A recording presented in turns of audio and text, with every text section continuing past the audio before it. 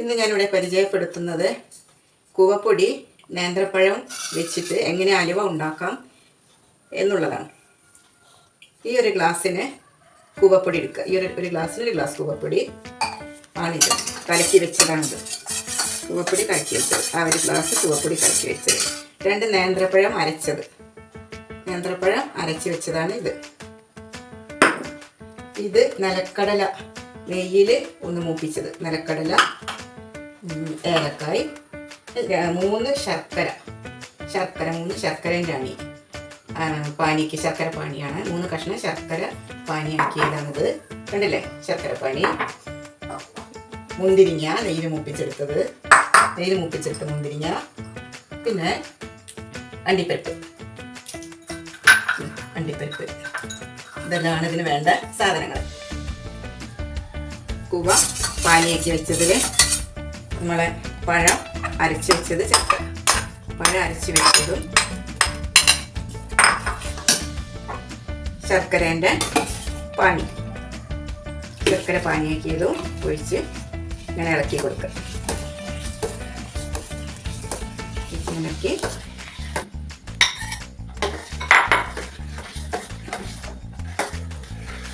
ശർക്കര പാനിയാക്കിയത് വെച്ച് ഇങ്ങനെ ഇളക്കി ഒഴിപ്പിക്കുക.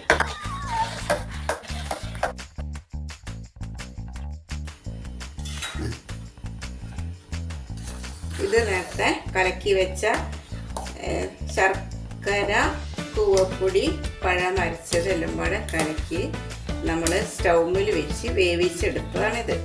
സ്റ്റൗമിൽ ഇങ്ങനെ കുറുക്കി വേവിക്കാം. ഈ ഒരു ഗ്ലാസ്സിന് 3 കഷ്ണം ശർക്കരയ്ക്ക് 1 ഗ്ലാസ് വെള്ളം എടുത്തിട്ടാണ് ഞാൻ പാനിയാക്കിയത്. അത് ഇങ്ങനെ വേവിച്ചിട്ട് ഇങ്ങനെ വരും. സ്റ്റൗമിൽ വെച്ച് ചെറിയ തീയിൽ ഇങ്ങനെ കുറുക്കിയെടുക്കുക. കുറുക്കിയെടുത്തിട്ട് അത് നമ്മൾ നല്ലൊരു പാത്രത്തിലേക്ക് ഒഴിക്കാം.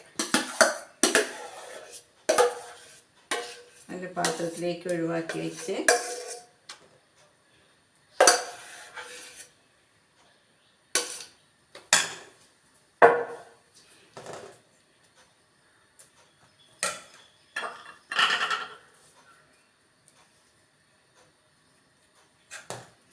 ഏലക്കായ്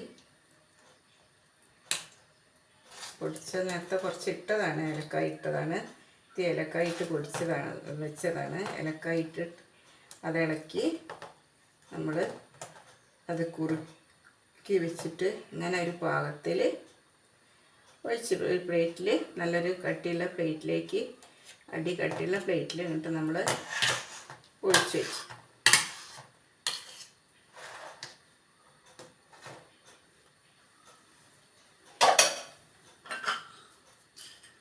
ഇതിൻ്റെ മേലെ ശർക്കര വെതറി കൊടുക്കും. അല്ല,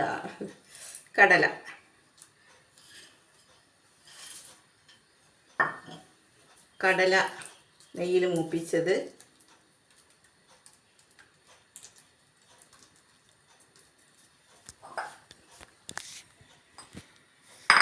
മുന്തിരി,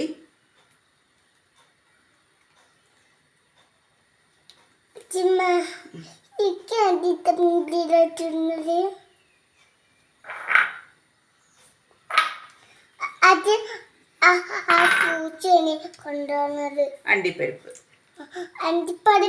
അച്ഛൻ കൊണ്ടുവന്നത്. അച്ഛമ്മ കാര്യം മറ്റേ അച്ഛനേനി ഇന്നലെ അണ്ടിപ്പരിപ്പ് കൊണ്ടുവന്നത്. അത് ചെയ്തിട്ട് വേറെ ഉദിച്ചത്.